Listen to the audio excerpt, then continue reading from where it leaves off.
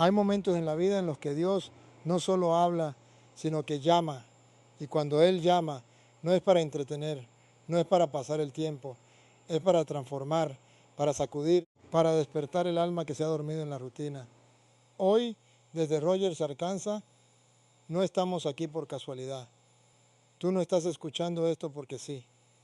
El Señor ha querido reunir a sus ministros, a sus hijos, a aquellos que sienten en lo profundo del corazón que hay algo más grande que sus miedos, algo más fuerte que sus dudas. Porque cuando Dios elige, no mira títulos, no mira perfección, mira disponibilidad. Y hoy el mensaje es claro. El Señor sigue actuando, sigue levantando, sigue enviando. Pero la pregunta no es si Dios llama. La pregunta es, ¿estás tú dispuesto a responder? En el camino del ministerio, muchas personas confían demasiado en sus talentos, en su preparación, en su conocimiento. Y aunque todo eso puede ser útil, hay algo que es mucho más poderoso, la obediencia. Porque el talento puede abrir puertas humanas, pero solo la obediencia abre puertas divinas. Y esto es algo que se ve claramente en toda la historia de la fe. Personas sin grandes habilidades lograron cosas extraordinarias simplemente porque obedecieron a Dios, mientras que otros llenos de talento fracasaron porque decidieron seguir su propio camino. La obediencia no siempre tiene sentido desde una perspectiva humana. Muchas veces Dios pide cosas que parecen ilógicas, que van en contra de lo que uno entiende o desea. Pero ahí es donde se prueba la fe. Porque obedecer no es solo hacer lo que Dios pide cuando es fácil, sino también cuando es difícil, cuando duele, cuando no se entiende. Y es precisamente en esa obediencia donde ocurre el milagro. Porque cuando una persona obedece, está demostrando que confía en Dios más que en sí misma. Está diciendo, no entiendo, pero creo. No veo el camino, pero avanzo. Y esa actitud abre puertas que ningún talento podría abrir, porque Dios honra la obediencia, no la perfección, no el éxito, no la apariencia, la obediencia. El problema es que muchas personas quieren resultados sin obediencia, quieren bendiciones sin compromiso, quieren que Dios actúe, pero sin someterse a su voluntad. Y eso simplemente no funciona, porque el poder de Dios se manifiesta en la vida de aquellos que están dispuestos a obedecer sin condiciones. Y cuando eso sucede, cosas increíbles comienzan a pasar. Situaciones que parecían imposibles se transforman, puertas que estaban cerradas se abren, caminos que no existían aparecen, no porque la persona sea extraordinaria, sino porque decidió obedecer a un Dios extraordinario. Por eso en el ministerio lo más importante no es cuánto sabes ni cuánto puedes hacer, sino cuánto estás dispuesto a obedecer. Porque la obediencia es la llave que activa el poder de Dios en la vida de una persona. La fe es una palabra que muchos conocen, que muchos repiten, que muchos dicen tener. Pero la verdadera fe no se mide por lo que se dice, se mide por lo que se hace. Porque creer en Dios no es solo una declaración, es una forma de vivir. Es una decisión constante de actuar conforme a lo que se cree, incluso cuando las circunstancias dicen lo contrario. Y aquí es donde muchos fallan, porque es fácil decir, yo tengo fe, cuando todo está bien, cuando no hay problemas, cuando la vida es cómoda. Pero la verdadera fe se revela en los momentos difíciles, en las pruebas, en los desafíos. Es ahí donde se ve si la fe es real o solo palabras, porque la fe verdadera impulsa a la acción. No se queda en la teoría, no se queda en la emoción, no se queda en el discurso. Se traduce en decisiones, en sacrificios, en pasos concretos. Es la fe la que hace que una persona siga adelante cuando todo parece perdido. Es la fe la que le da fuerza para levantarse después de caer.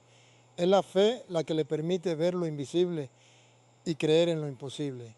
Y eso es lo que Dios espera de sus ministros. No solo palabras bonitas, no solo discursos inspiradores, sino vidas que reflejen esa fe en cada acción. Porque el mundo no necesita más palabras, necesita ejemplos, necesita ver personas que realmente viven lo que predican. Y cuando alguien vive con fe auténtica, su vida se convierte en un testimonio poderoso. Sin necesidad de hablar mucho, sus acciones hablan por sí solas. Muestran que hay algo diferente, algo más grande, algo real. Y eso impacta más que cualquier discurso. Por eso la fe verdadera no es pasiva, es activa, no es estática, es dinámica. No es solo creer, es actuar conforme a lo que se cree. Dios nunca ha esperado perfección humana para comenzar su obra, porque si así fuera, nadie sería digno de servirle. Desde el inicio de la historia sagrada, vemos cómo el Señor elige a personas con debilidades, con dudas, con heridas, incluso con errores graves, y aun así las transforma en instrumentos poderosos. Moisés dudó de su capacidad para hablar, Jeremías se sentía demasiado joven, Pedro negó a Jesús, y sin embargo, todos ellos fueron piezas fundamentales en el plan divino. Esto revela una verdad profunda. Dios no busca capacidades, busca corazones dispuestos, porque la perfección no es el punto de partida, es el resultado del proceso que Dios hace en aquel que se deja moldear.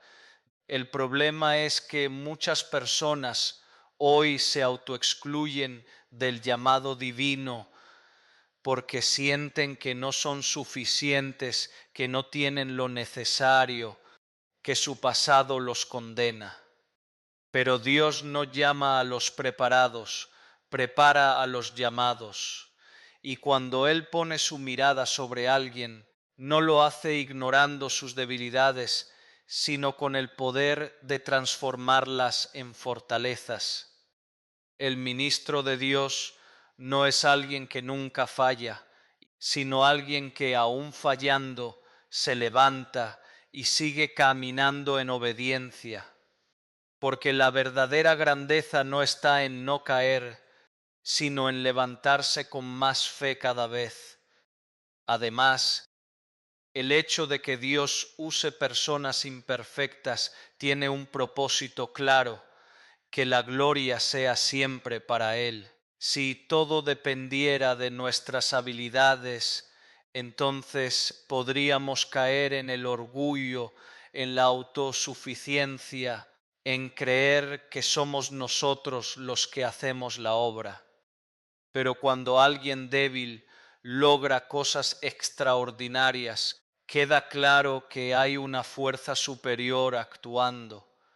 Eso es lo que Dios quiere mostrar al mundo, que su poder se perfecciona en la debilidad. Por eso, no importa de dónde vienes, no importa lo que has hecho, no importa cuántas veces has fallado. Si Dios te ha llamado, es porque Él ya vio lo que puedes llegar a ser en sus manos. El llamado no es una recompensa por ser bueno, es una oportunidad para ser transformado, y cada paso que das en ese camino es una prueba de que Dios está obrando en ti, moldeando tu carácter, fortaleciendo tu fe, enseñándote a depender de Él, porque al final el ministro no es alguien que confía en sí mismo, sino alguien que ha aprendido a confiar completamente en Dios. El momento en que una persona acepta el llamado de Dios, deja de pertenecerse a sí misma. Ya no vive para sus propios deseos, ni para sus propias metas, ni para su propia comodidad. Vive para Dios. Y esto no es una idea simbólica, es una realidad radical que transforma cada área de la vida, porque ser ministro no es un título, es una entrega total. Significa que tus decisiones ya no se basan en lo que quieres, sino en lo que Dios quiere. Significa que tu tiempo ya no es tuyo, sino que está al servicio del propósito divino. Significa que incluso en los momentos difíciles, cuando todo dentro de ti quiere rendirse, hay una voz más fuerte que te impulsa a seguir, la voz de Dios. Muchas personas quieren servir a Dios, pero sin renunciar a su control. Quieren ser ministros, pero sin sacrificio.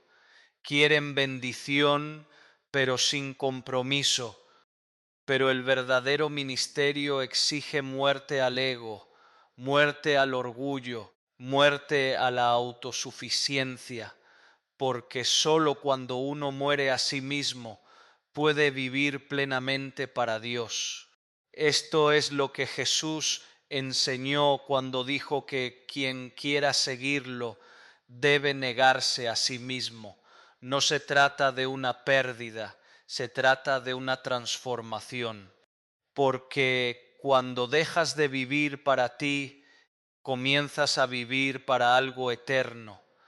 Y aunque el camino del ministerio no es fácil, está lleno de sentido, de propósito, de una paz que el mundo no puede dar.